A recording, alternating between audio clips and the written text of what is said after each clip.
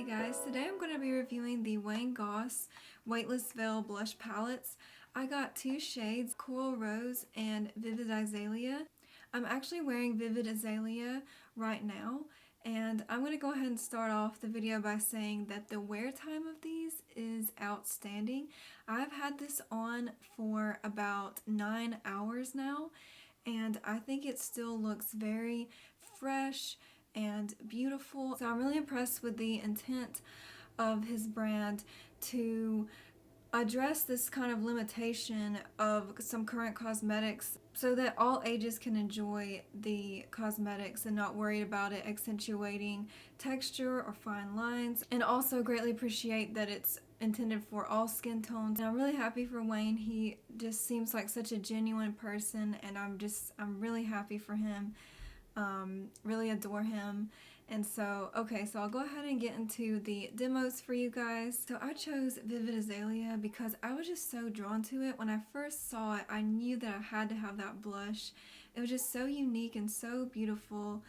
And I think the name is perfect for it. Just that shade perfectly embodies an azalea.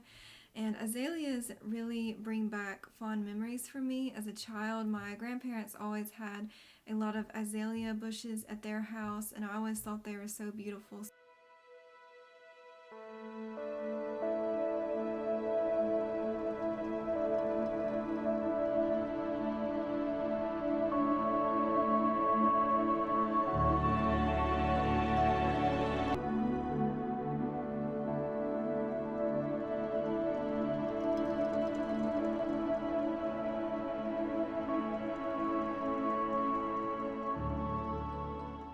I was intimidated by it at first, honestly. I was nervous that it would be too intense for my skin tone. However, I noticed that Wayne said that not to be intimidated, that it's universally flattering, and also I was just so drawn to it. I knew I had to try it, and I'm so glad that I took the risk with it and got it because I honestly think it's beautiful.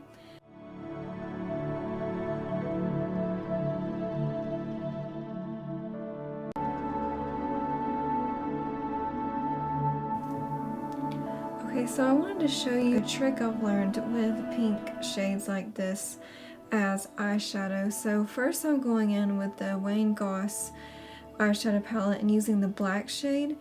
And so this is going to be a more cool tone look. And if you find that your look leans to cool toned and it sort of doesn't have as much life as it did before, adding a shade like this blush can really just bring life back to the eye look. Now I'm showing you the Coral Rose palette, and I'm just applying a very light layer of the blush. I think that this blush works so well for an everyday look, just applied very lightly. I've been doing this actually a lot lately. Over the past week or so, I've been applying this blush just very subtly, and I really love how it looks. So I'm just going in very light-handed with this. I'll show you momentarily how it looks more built up.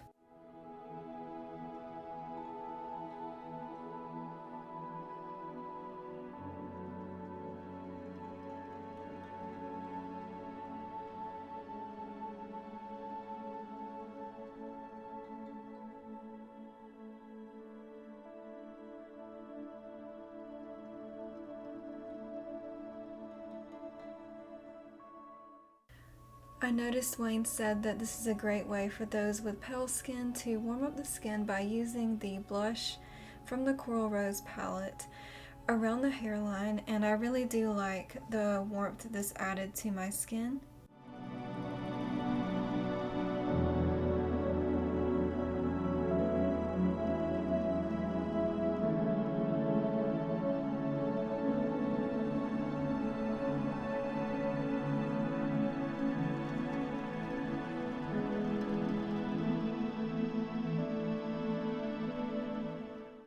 Over the past week, I have been wearing this blush shade from the Coral Rose palette just very lightly on the cheeks, and I just really love the warmth that it adds to my skin, and I just think it looks very flattering. Okay, so now I'm showing you the blush shade applied more intensely, and also the highlight shade applied more intensely. So you can very easily build up this shade to however intense or subtle you would like it to be. So looking at the ingredients, magnesium myristate is actually a salt of magnesium and myristic acid. This ingredient, in my view, is such a wise choice for a product like a blush because it really helps with adhesion. So it's going to help with the long wear time. And again, as I mentioned, this has been on for 8 hours. It's going to help with the long wear time, but it also still looks very smooth. It's not going to look cakey. It's also an anti-caking agent. That is such a smart decision, I think, to use that ingredient. Also, just overall, the ingredients, I just feel like they are so wisely chosen. For example, I've talked about dimethicone a lot on my channel. It's an FDA approved skin protectant. If you want more information about silicones and dimethicone, you can check out a video that I have all about this topic. I'll have it linked down below. But it is an FDA approved skin protectant. It really does help to smooth the appearance of the skin, smooth pores, texture.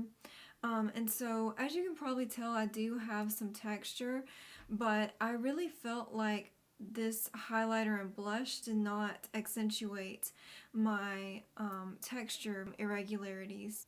I really do see myself reaching for the coral rose on like a daily basis for a really fast and easy makeup look that still looks really beautiful. And as you can tell, I really felt really confident and happy in that blush and highlighter duo. I really loved it. And also the Vivid Azalea, it's just so gorgeous. I'm really happy with that as well. So I also really wanted to pick up Blush Peony. So that is on my wish list. The reason I didn't pick it up is that I'm currently a graduate student, so I have to kind of budget every month, how much I'm going to spend on makeup and products to review. And so I was only able to get these 2 blushes this month, but definitely on my wish list is the Blush Peony shade. And it also has another ingredient different from these, at least from what I can tell. These did not have the ingredient triethyl hexanoate listed. However, the Blush Peony shade, the highlight in that has triethyl hexanoate. This is such a I think nice ingredient, so I'm really interested in trying out that highlighter and seeing if the formula is any different. I really love the formulas of these, but I would love to try also the one in Blush Peony. It's actually skin conditioning, but it doesn't leave the skin too greasy, too oily. It's a really, I think that's also a really nice ingredient for these types of products. So that's definitely on my wish list. I'm going to link below some other channels who have reviewed these blushes that have reviewed all 4, and also looking at various skin tones. So I think that would be really helpful to see these blushes on various skin tones. So I'm going to link Mel Thompson, Kelsey Brianna Jai, Tara Lynn, and Michelle Wong. I thought that their videos were excellent. They all have different skin tones. You can see how all 4 of the blushes perform on their skin tone. Mel Thompson and Kelsey Brianna Jai were actually the models for these blushes for Wayne, and the blushes just look so beautiful on them. So that's another thing. I'm just so impressed that all the blushes look so nice on all skin tones, that they're universally flattering for all ages. I'm very impressed with that. So my final thoughts are, I absolutely love these blushes. I think they're excellent. The only thing that I think would make it better would be if they were offered in smaller sizes. I think that would be really nice if they were offered in smaller sizes. A couple of reasons for that. One, the shelf life for these is 9 months. So I think that is a lot of product to have for 9 months, especially if you're someone who likes to try out a lot of different products. Also, if they were smaller, it would be probably less expensive for the smaller ones, so it could also be more budget friendly. So that would be, I don't mean that as a criticism at all, but that would just be one thing that I think would just like take it over the top, is if there was an option for them to be mini sizes. But yeah, let me know. I'm curious to know what you guys think about that as well. But yeah, overall, I'm so happy for Wayne. I just think he is, again, just a very genuine person, and just he's so talented. Very happy for him. I did just notice that the Coral Rose did sell out the day that I'm filming this. I saw that it is sold out.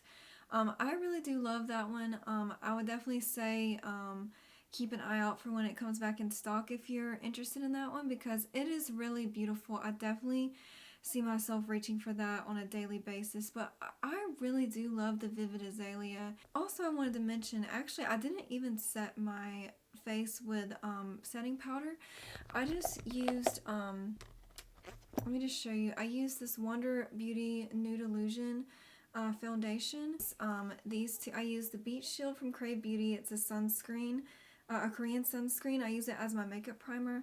I also use this as a primer. It's the Charlotte Tilbury Hollywood Flawless Filter. So those are the only things I have. So those are the only things I have on my skin, other than the blush palette. And so I'm very impressed with that it still looks so nice. And I did not even use a setting powder. I just thought that was worth mentioning. So that makes me feel like I could create really fast makeup looks on days that I'm in a hurry, but I still want to look more put together. I think that these would be beautiful. I definitely see myself using these a lot. I honestly thought that the Coral Rose one, when I first saw it, I was a little bit worried that it would be a little too orange tone for my skin, because I do have a lot of blushes that have a little bit of that coral undertone, and they end up pulling a little too orange. But the Coral Rose, I thought, just looked really nice on my skin. It's just, it's pink with just a hint of coral. So, I'm really happy that I got that shade. I think it's absolutely beautiful. Not too much coral, not too much orange. Just a really beautiful balance of a pink with a coral undertone. So honestly, I don't have anything else like that in my collection, because that was one reason I was kind of wondering, should I get that one or should I get the blush peony. But I'm really happy that I got the Coral Rose. It's very flattering, I feel. And again, check out those other videos. I thought it looked beautiful on everyone's skin tone, and I think that that was a favorite among most everyone that I watched. That was like one of their favorites, if not their favorite. But I just feel like the Vivid Azalea just adds a really beautiful punch of color. Again, I really hope this was helpful. Let me know what you think in the comments below. Did you pick up any of these blushes? Are you thinking about picking up any? Which colors do you like the best? And thanks so much for watching. I hope you have a great day.